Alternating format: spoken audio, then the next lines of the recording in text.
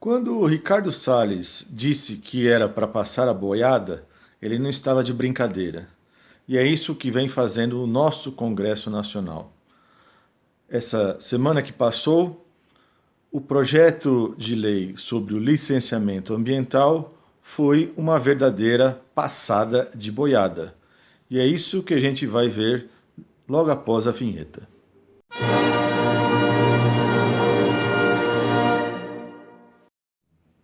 Em primeiro lugar, a gente não pode ficar surpreso com esse projeto de lei, uma vez que lá em 2012, quando foi aprovado o projeto do Código Florestal, já foi uma desgraça.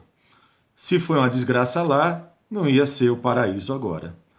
Então, antes de falar de hoje, rapidamente, só dois pontos lá sobre o projeto do Código Florestal, né? Lembre-se que a partir de 1986, você tinha que ter uma preservação de 30 metros de mata nativa até os rios. Bom, com o Código Florestal de 2012, diminuiu-se para 5 metros. E outro dado, até a legislação de 1965, em termos de territórios privados, né, propriedades privadas, você tinha que ter uma preservação de mata nativa de 20%, que foi mantido, né? E lá em 65, no norte, na região norte, e no norte da região centro-oeste, tinha que se preservar 50% de mata nativa. Então, o novo Código Florestal determinou que para todo o território nacional era de 20%. Então, eu dei aí dois dados para mostrar para vocês como o Código Florestal aprovado foi pior do que você já tinha anteriormente pensado. Então, vamos agora ao nosso projeto de lei do licenciamento ambiental, que também é mais uma desgraça. Em janeiro de 2021, 9 ex-ministros do meio ambiente já tinham pedido a líderes europeus que ajudassem com a questão da Amazônia, sobretudo Manaus, que estava numa situação calamitosa. Assim, assinaram uma carta em conjunto os ex-ministros José Goldenberg, Rubens Recupero, Gustavo Krause, Isabela Teixeira, José Sarney, Filho, José Carlos Carvalho, Marina Silva, Carlos Mink e Edson Duarte. Né? Uma carta endereçada à primeira-ministra alemã Angela Merkel, ao presidente Emmanuel Macron e à primeira-ministra da Noruega, Erna Solberg. Vejam vocês que quando a gente tem que recorrer ao José Sarney Filho, é sinal que a coisa está terrível, né? E assim assinaram uma nova carta contra o projeto de lei que flexibilizava o licenciamento ambiental, os 9 ex-ministros novamente. Vejam aí o início da carta, né? Cujo título é Projeto de Lei do Não Licenciamento Ambiental, promove insegurança jurídica e ameaça agravar a crise econômica brasileira. Isso foi escrito 2 dias antes da votação. Na verdade, acabou virando 3, né? Porque a votação, que começou no dia 12, por volta ali das 7h30 da noite, varou a noite, foi até o dia seguinte, até o dia 13, depois da meia-noite. Ou seja, que votação é essa prioritária em tempos de pandemia que você tem que varar a noite para votá-la? O responsável por esse projeto, que é o relator, deputado Nery Geller, do PP de Mato Grosso, que não entende nada, obviamente, de questão técnica do meio ambiente, e sim é um mero representante dos ruralistas, sendo ele um dos próprios ruralistas, né? Possui aí 847 hectares de terra no estado do Mato Grosso, portanto, faz o projeto para autobeneficiar-se. Sem sombra de dúvidas, esse projeto de lei 3.729/04, né, porque ele é de 2004, portanto temos aí todo esse tempo tramitando, né, esse texto, né, que começou lá em 2004, teve algumas mudanças em 2017, outras mudanças em 2019 e agora em 2021, né, claro, claramente encomendado pelo agronegócio, né, ele literalmente inviabiliza o próprio licenciamento. E veja que armadilha que ele é, né? Porque ele é apresentado de uma maneira onde as penas e as multas são maiores, só que, na verdade, você simplesmente não tem mais licenciamento. Você praticamente extingue o próprio licenciamento. São 13 categorias de dispensas de fiscalização para esse licenciamento. Ou seja, basta aí ver, por exemplo, o exemplo do artigo 9, né, onde você vê ali pecuária extensiva, semi-extensiva, pecuária de pequeno porte. Então, todo esse projeto de lei está lá em 43 páginas, que vocês podem consultar aí na internet, mas, em suma, ali você vai ter todo um projeto no qual é para acabar qualquer tipo de fiscalização.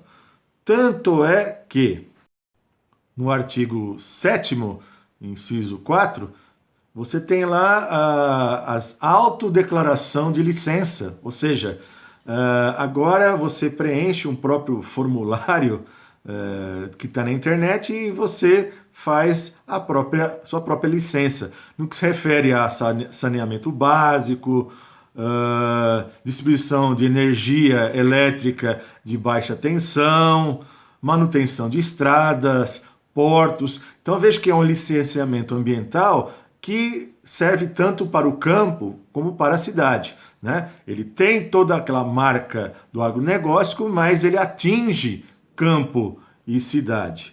Ou seja, nesse sentido, é só imaginar o seguinte, né, que outra armadilha. Se você tem aí vários tipos de dispensas federais, agora o licenciamento será feito via estados e municípios, que por sinal é onde o clientelismo, o coronelismo, né, o favorecimento político é muito mais intenso, é muito mais notório, né? Então, mais uma armadilha desse projeto de lei. E só para fazer uma comparação, né? Se você, com as nossas duas grandes catástrofes ambientais, se você olhar para a Mariana, onde você teve lá uma fiscalização, várias fiscalizações, mas fiscalizações pífias, porcas, né? Acabou culminando aquela tragédia, né? E no caso de Brumadinho, foi a verdadeira ocultação, ou seja, a própria alta esfera da direção da Vale sabia que poderia acontecer aquilo e ocultou informações. Então imagina que se com a atual legislação você já tem todos esses problemas, né, em termos de renovação de licenciamento, imagine com esse novo licenciamento, onde vai ser a autodeclaração. Algum proprietário vai dizer que sua propriedade tem irregularidades, que tem problemas?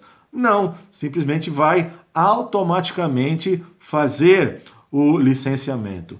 Então, que situação nós estamos vivenciando? De fato, uma verdadeira passada de boiada, né? Ou seja, nossa burguesia nacional, nossa burguesia interna, literalmente aposta que vai levar essa, porque já levou no Congresso, falta agora a aprovação do Senado, e eu não tenho nenhuma expectativa com o Senado, né? Aliás, nós temos aqui um regime bicameral, né, parasitário, que, na verdade, você nunca vê o Congresso barrar coisas substanciais do Senado e vice-versa, né?